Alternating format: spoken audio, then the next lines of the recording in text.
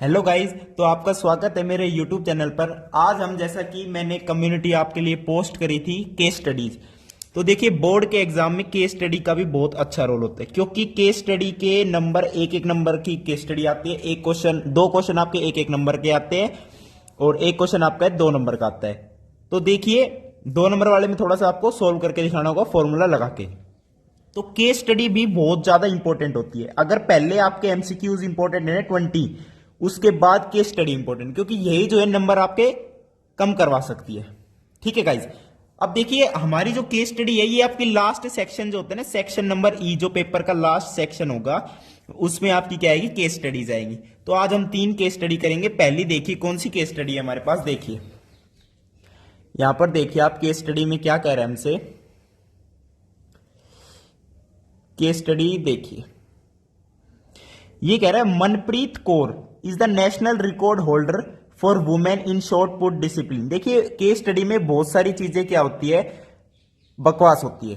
आपके लिए मेन जो है फोकस क्वेश्चन, पहले तो क्वेश्चन भी देख लेना किस टाइप के हैं, ताकि आपको पता चल जाए कि किस बेस पे हमें ये क्वेश्चन करने हैं, कि भाई एपी लग रहा है या कोऑर्डिनेट ज्योमेट्री के हिसाब का हमारा वो दे रखा है आपको। तो इसमें क्या दे रखा है कि shot put discipline, her throw of 18.86 metre at the Asian Grand Prix in 2017 is the maximum distance for an Indian female athlete keeping her in a role model Sanjita is determined to earn gold in Olympics one day. अच्छा, वो gold लेना चाहती है Olympics में one day. अच्छा, initially her throw reached 7.56 meter only. Being an athlete in school, she regularly practiced both morning and evening and was able to improve the distance by 9 centimeter every week. During special camp for 15 days, she started with 40 throws and every day kept increasing the number of throws by 12 to achieve the remarkable process. अब first question देखिए, how many throws संजिथा practice in 11th day of the camp. अब camp की बात हो रही है तो ऊपर वाले पैराग्राफ को भूल जाइए, नीचे वाले पैराग्राफ हमारे लिए जरूरी है। कि 15 दिन का कैंप था, पहले दिन उसने 40 थ्रो किए और हर दिन वो है 12-12 करके इंक्रीज कर रही है। तो कॉमन डिफरेंस और एपी की यहां पे बात हो गई। तो अब मैं आपके लिए क्वेश्चंस पर चलता हूं। देखिए क्वेश्चन क्या कह रहा है कि कितने थ्रो करेगा वो 11th डे पर, वो लड़की 11th डे पर कितने थ्रो करेगी। भाई मैं कहूंगा पहले दिन जितने करे 11 - 1 n - 1 इंटू में डी।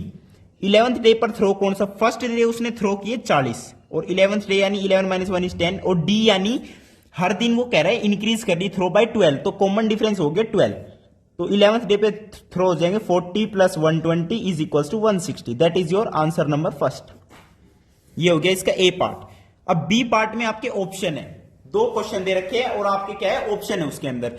तो आपको इसमें खुद देखना पड़ेगा कि आप कौन सा इसमें करेंगे। देखिए अब सेकंड क्वेश्चन में कह रहे हैं what would be Sanjita throws distance eight the end of 6 weeks.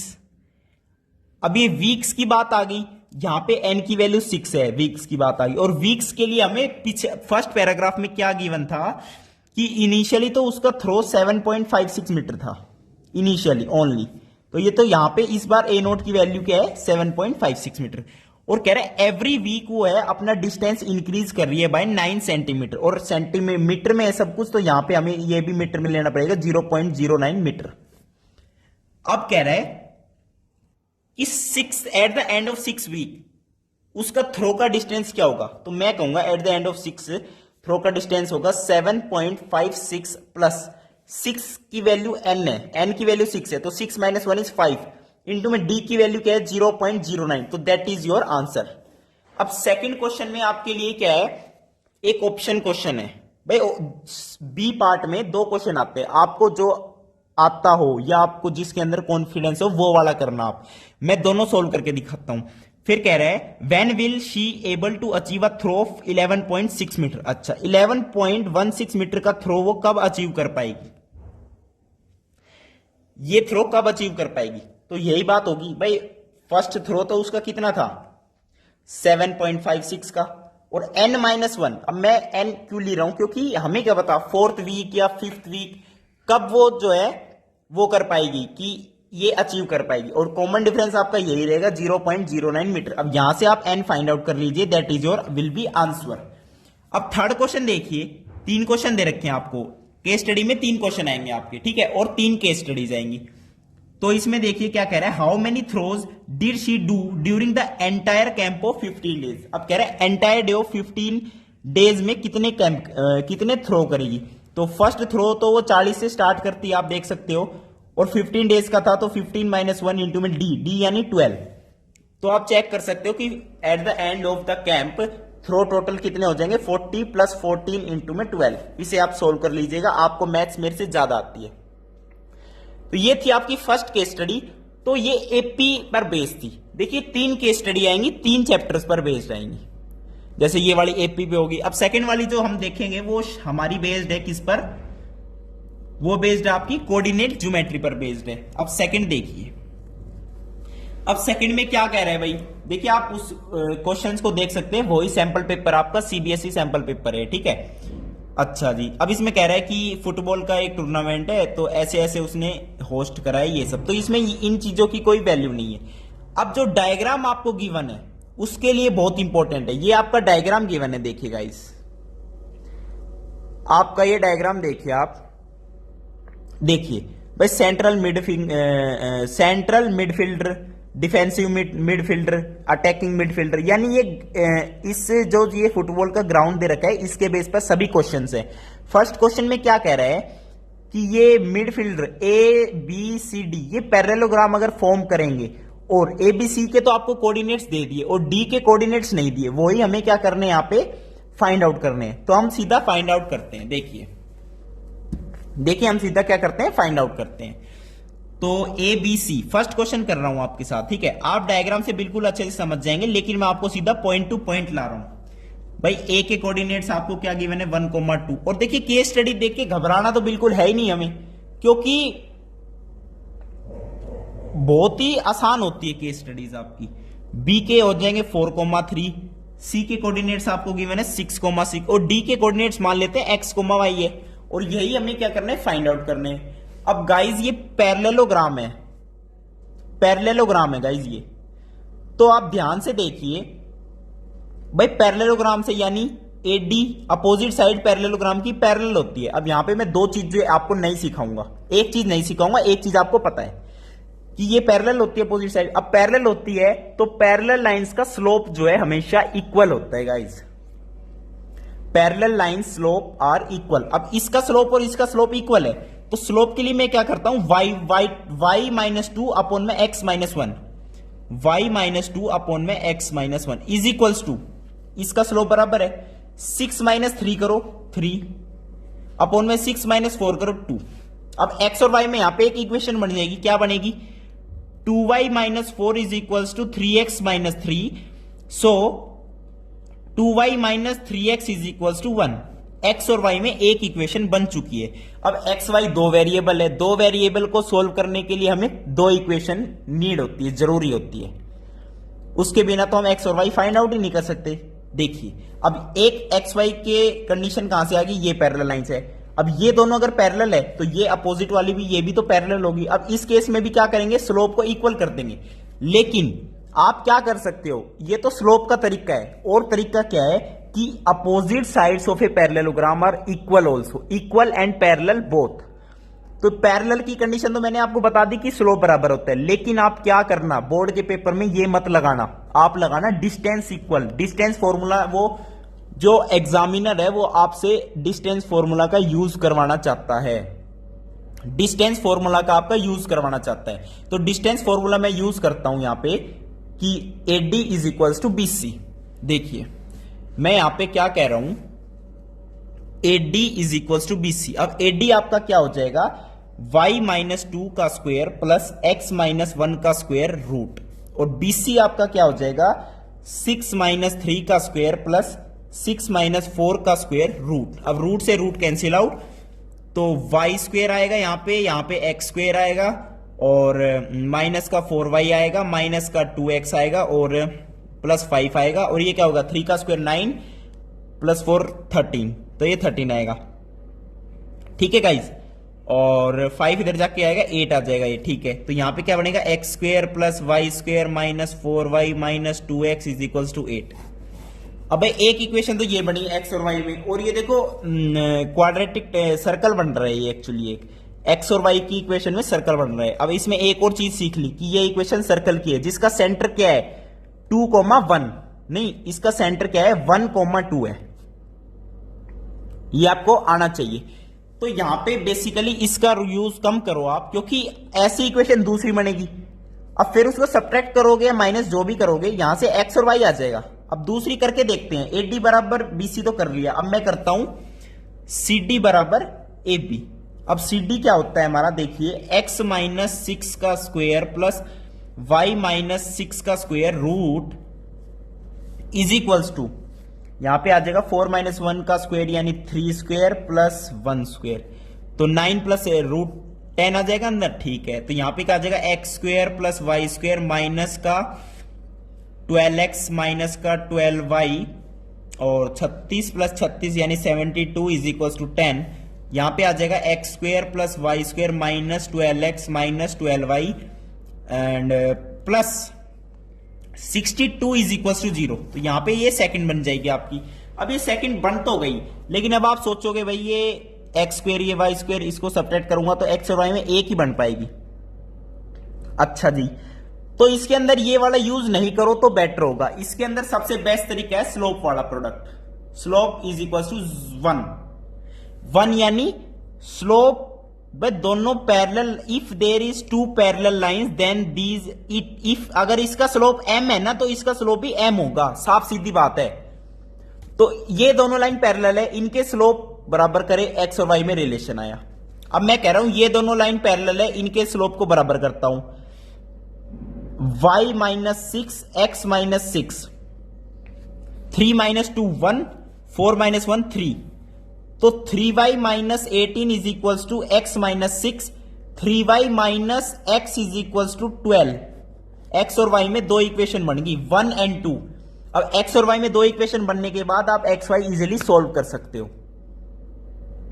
तो ये था आपका फर्स्ट पार्ट। देखिए फर्स्ट पार्ट में आप घूम जाते भाई, कोई डिस्टेंस फॉर्मूला लगा रहा है, डिस्टेंस फॉर्मूला लगाना भी करेक्ट है लेकिन उसमें भसड़ हो जाएगी, यानी खिचड़ी बन जाएगी, घोच पोच होच पोच। तो अब मैं चलता हूं इसके सेकंड पार्ट पर, क्या कह रहा है। देखिए कोऑर्डिनेट ज्योमेट्री थोड़ा है ट्रिकी, कैलकुलेशन का चैप्टर है बिल्कुल। अब ये सेकंड कह रहा है हमसे goalkeeper this fall on A same straight line. अच्छा, अब गोलकीपर हमें क्या पता कौन है क्या है, हम तो सीधे कोऑर्डिनेट लिखता हूं G -3,5, स्वीपर H 3,1 और आपका विंग बैक K 0,3। ये पॉइंट ये पॉइंट ये पॉइंट कह रहा है ये दोनों सेम स्ट्रेट लाइन पर लाई करते हैं, ये हमें चेक करना है। अब चेक करने के लिए यानी कोलिनियरिटी चेक करनी है। अब कोलिनियरिटी चेक कैसे करते हैं, कोऑर्डिनेट ज्योमेट्री पढ़ने के बाद अगर 3 पॉइंट्स कोलिनियर है तो उनसे जो ट्राइंगल बनेगा उसका एरिया 0 होगा। 3 पॉइंट्स अगर कोलिनियर है यानी एक ही लाइन पर लाई करे तो उनसे ट्राइंगल कभी फॉर्म नहीं हो सकता। वो ट्राइंगल ऐसा ही होगा एक लाइन, और इसका एरिया 0 कर देना बेसिकली। तो मैं कहता हूं ट्राइंगल का एरिया 0 कर दो, यानी हाफ x1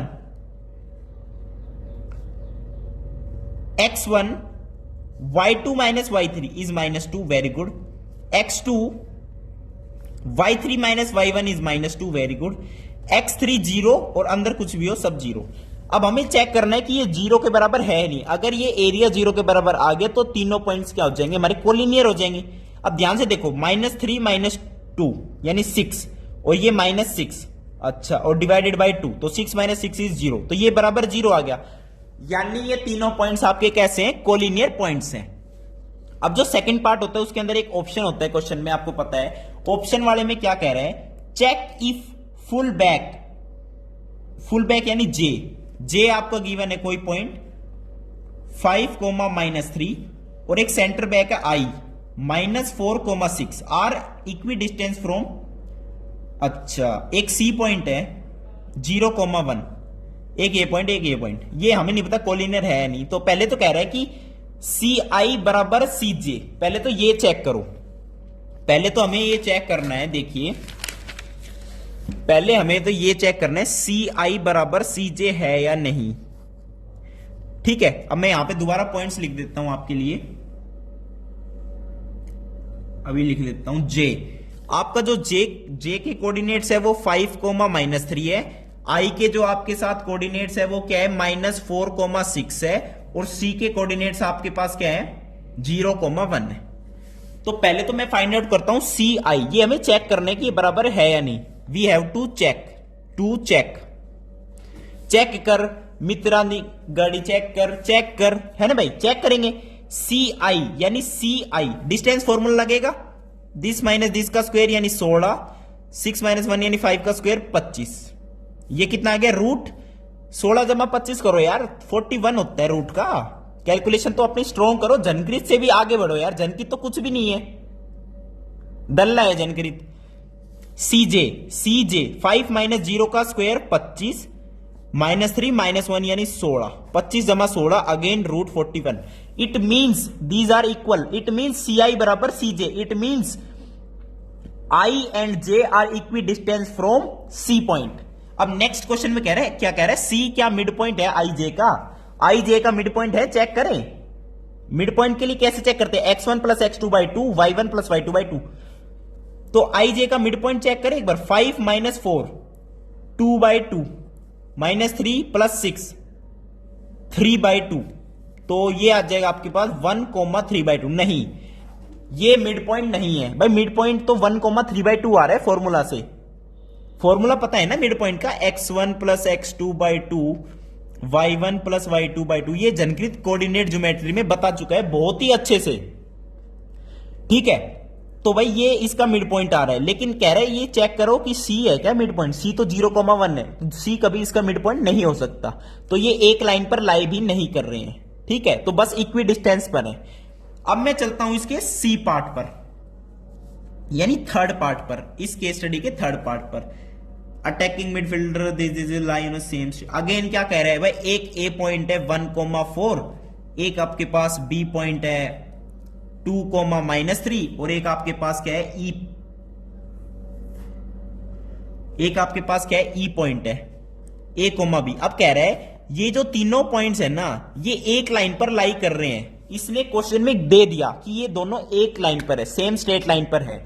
अब सेम स्ट्रेट लाइन पर दे दिया, अब हम डायरेक्ट पुट करेंगे कि ट्राइंगल का एरिया 0 कर देंगे, सिंपल। तो x1 मैं हाफ नहीं लिख रहा क्योंकि 0 के बराबर तो है ही, तो हाफ उधर जाके 0 बन जाएगा, तो लिख ही देता हूं चलो, x1 × y2 - y3 यानी -3 - b plus x2 y3 - y1 तो b - 4 plus x3a y1 - y2 is 7, ये 0 के बराबर है। अब देखिए, तो -3 - b plus 2b - 8 plus 7a बराबर 0 है। तो देखिए यहां पे b बच जाएगा, तो 7a + b = 11। a और b में आपके पास कंडीशन आ गई। अब नेक्स्ट क्वेश्चन में क्या कह रहे हैं, b is equi distance from a and e।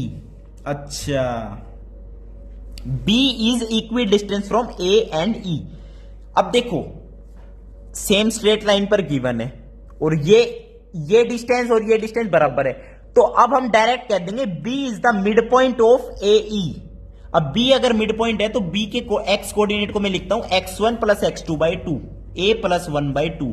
तो यहां से a की वैल्यू क्या आ जाएगी, 4 - 1 3, a की वैल्यू क्या आ जाएगी 3। अच्छा जी, अब b का जो y कोऑर्डिनेट है -3, वो मैं क्या लिखूंगा, y1 + y2 यानी b + 4/2, तो -6 और b की वैल्यू आपके पास क्या आ जाएगी -10। a और b की वैल्यू आ गई और आपसे लास्ट में क्वेश्चन कह रहे हैं पोजीशन ऑफ e बताओ, a, b की वैल्यू आ गई, तो कोऑर्डिनेट्स ऑफ e आर 3, -10।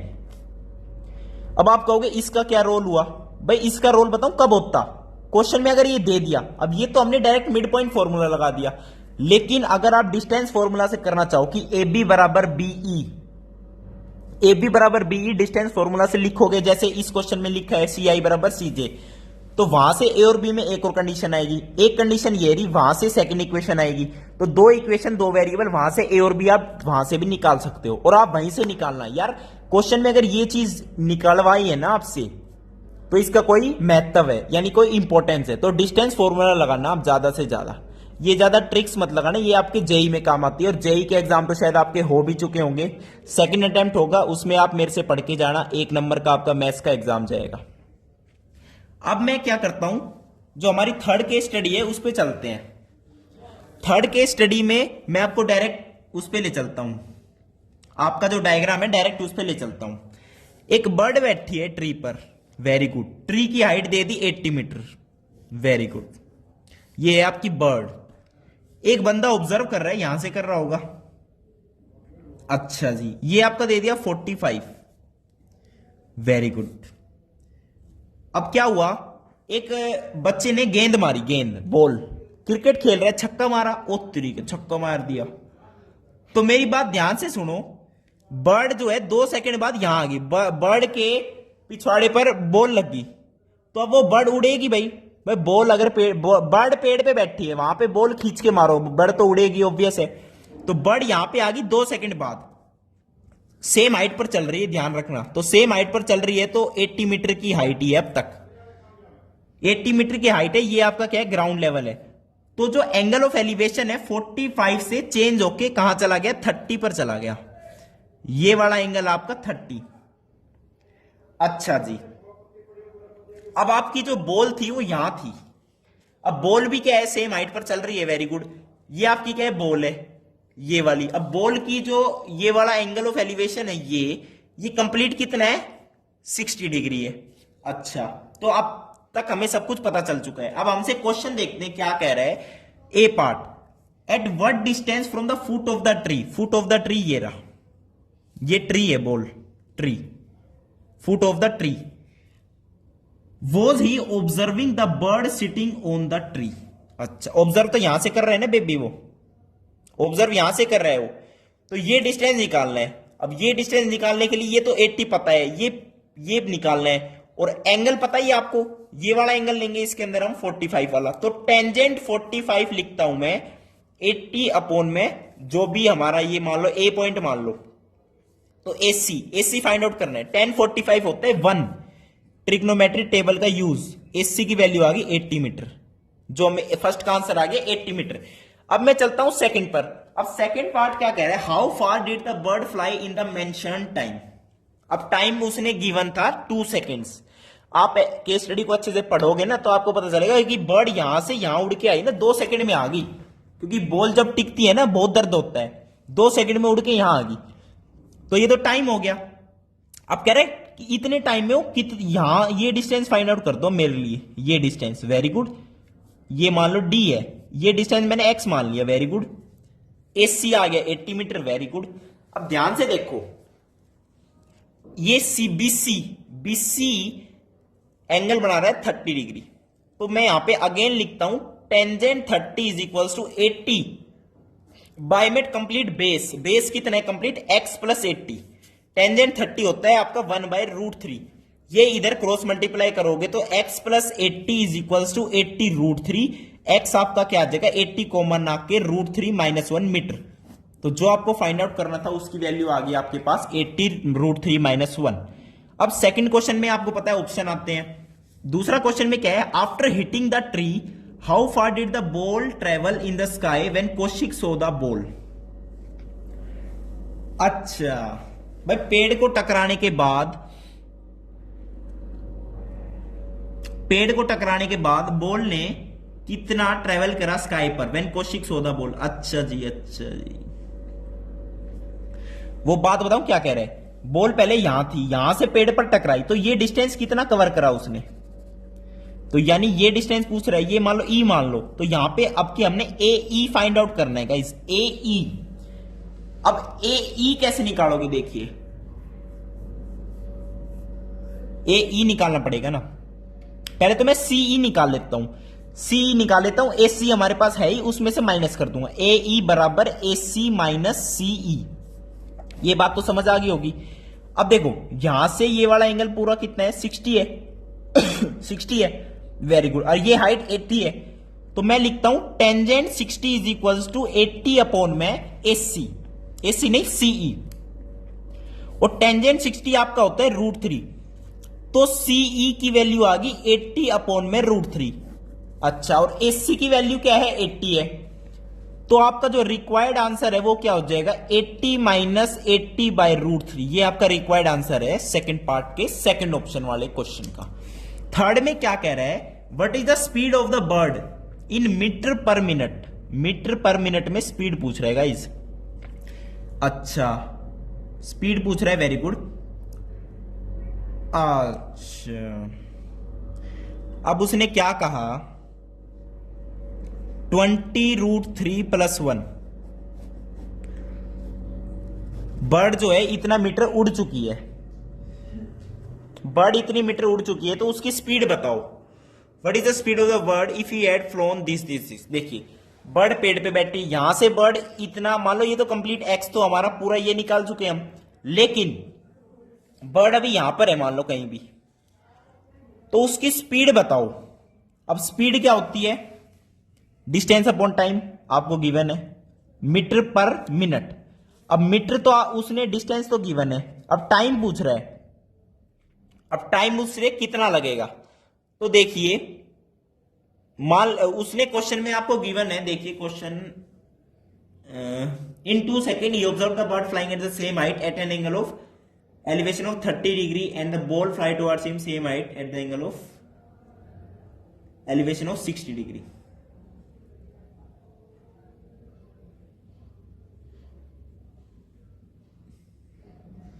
तो कह रहे हैं 2 सेकेंड्स में जा रहे हैं। तो गाइज, लेकिन 2 सेकेंड्स तो आपका टाइम सेकेंड्स में, अब कह रहे हैं मिनट में कन्वर्ट करो, तो मिनट में करने के लिए 2/60 करना पड़ता है, यानी 1/30। तो इस डिस्टेंस को 1/30 से डिवाइड कर दोगे तो आपकी स्पीड आ जाएगी मीटर पर मिनट में। तो ये थी आपकी केस स्टडी गाइज। अब नेक्स्ट में हम देखते हैं, या तो आपका मैं 2023 का जो क्वेश्चन पेपर है उसके 20 MCQs करवाऊंगा। तो वीडियो देखने के लिए धन्यवाद, थैंक यू, नमस्कार।